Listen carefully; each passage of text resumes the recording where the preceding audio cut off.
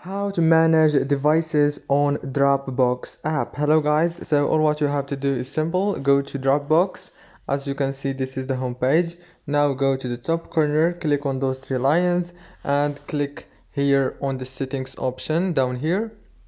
Now click on manage devices right here. After you click on it, now right here you can manage devices. As you can see, very easy and fast.